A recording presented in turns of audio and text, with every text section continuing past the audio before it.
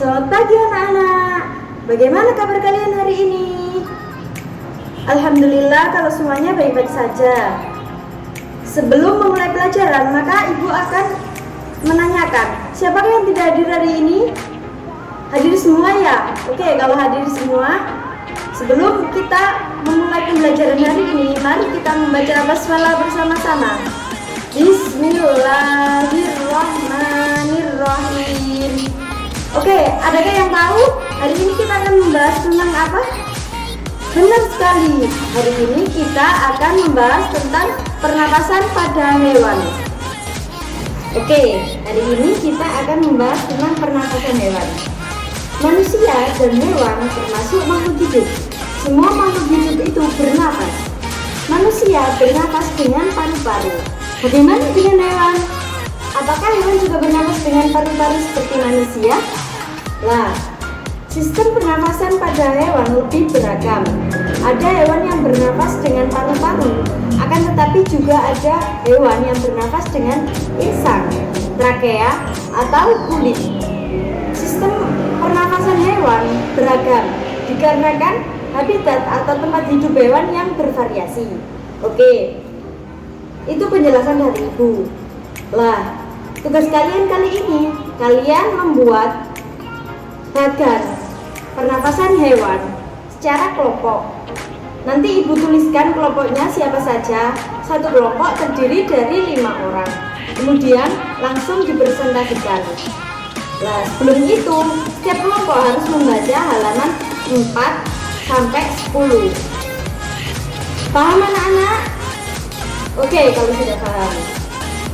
Selesai semua kan anak-anak? Oke, kalau sudah selesai, maka ibu akan menunjuk satu kelompok untuk mempresentasikan hasil diskusinya. Ayo, kelompok satu, kelompoknya Mbak Sania, ayo silakan maju. Ikan itu pernafasannya menggunakan insang. Nah, jadi ini tuh prosesnya itu air masuk ke mulut, lalu ke insang. Terus insang ini diproses menjadi oksigen, Bu. Lah, tadi kalian kan sudah membuat bagan tentang pernafasan pada hewan. Jadi kalian sedikitnya sudah tahu, setidaknya sudah tahu pernafasan pada hewan itu apa saja. Lah, sekarang ibu akan memperjelas. Untuk yang pertama, ibu akan menjelaskan pernafasan hewan dengan alat pernapasan insang. Apa sih insang itu? Insang merupakan alat pernapasan yang terdapat pada banyak organisme air yang berfungsi untuk mengekstrak oksigen yang larut dalam air dan mengeluarkan karbon dioksida. Tiap lembaran insang terdiri dari sepasang filamen yang banyak mengandung lamela. Nah, contohnya adalah seperti ikan ini. Nah, bagaimana cara ikan bernafas? Ikan memperoleh oksigen dari air dengan menggunakan alat khusus yang dinamakan dengan insang. Insang itu yang ini. Sudah kelihatan anak-anak? Ya, ikan bernafas melalui mulut. Melalui mulut ini, kemudian air yang masuk dilarikan melalui insang. Nah, dalam insang ini oksigen diserap. Kemudian sisa pernafasan dikeluarkan bersama air melalui insang. Nah, untuk alat pernafasan yang kedua yakni paru-paru.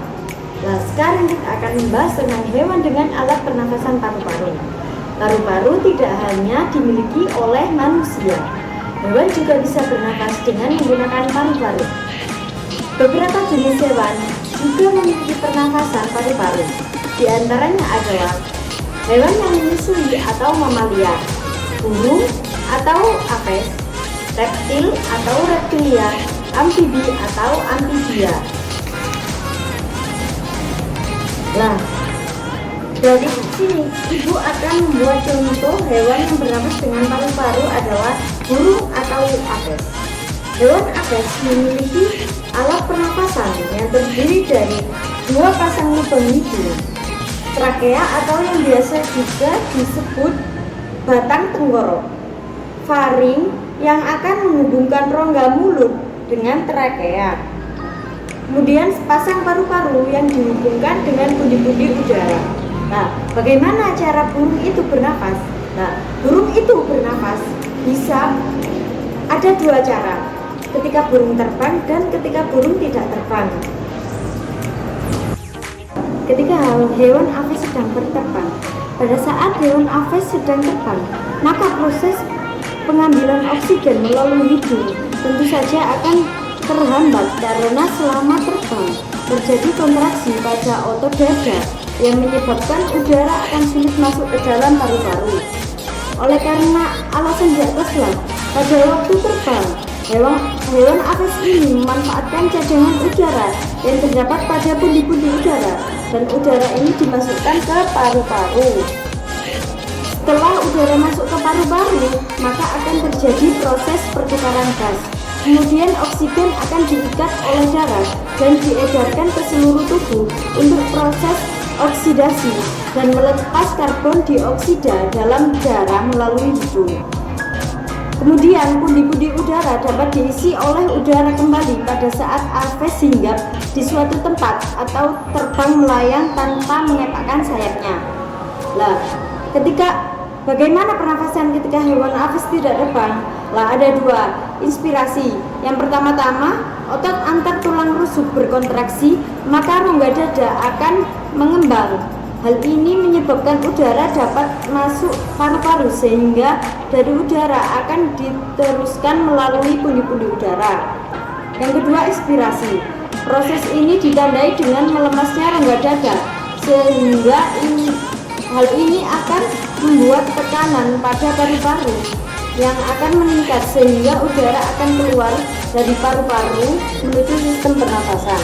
Nah, ini sudah jelas pada sistem pernafasan pada hewan burung.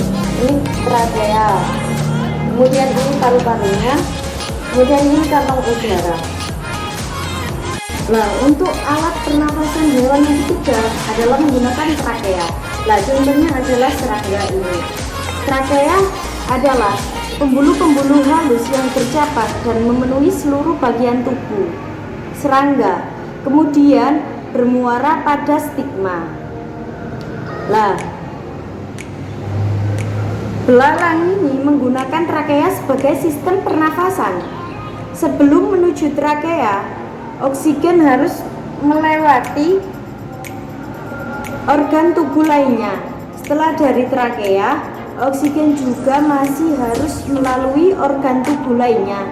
Jadi, agar oksigen dapat menyebar ke seluruh tubuh belalang, diperlukan 4 organ tubuh, yaitu spirakel, ini spirakel, trakea, ini trakea, trakeolus, dan kantong udara.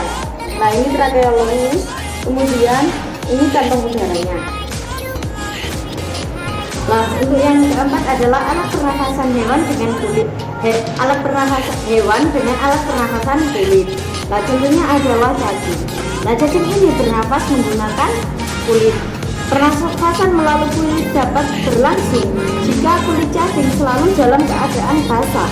Oleh karena itu, cacing menyukai tempat-tempat yang lembab. Nah, hewan yang tergolong dalam golongan cacing sebagian besar bernafas dengan menggunakan kulitnya. Pada hewan yang tergolong dalam cacing, biasanya mereka memanfaatkan permukaan kulitnya ini untuk melakukan pertukaran gas antara oksigen dan karbon dioksida dengan memanfaatkan proses difusi. Oke, tadi kan Ibu sudah menerangkan tentang pernafasan hewan, dan kalian juga sudah membuat bagan tentang pernafasan hewan kan? Oke, kalau begitu apakah ada yang perlu ditanyakan? Ya, kalau tidak ada, maka Ibu akan memberi tugas. Tugasnya dilakukan secara individu, dikumpulkan di minggu depan. Tugasnya adalah kalian nanti Ibu kasih lembaran soal yang akan dikerjakan sendiri-sendiri ya. Pekerjaan di rumah dikumpulkannya minggu depan. Apakah sudah paham? Oke, kalau sudah paham, maka Ibu akan menutup pelajaran hari ini dengan bacaan hamdalah bersama-sama. Alhamdulillahirabbil alamin. Assalamualaikum warahmatullahi wabarakatuh.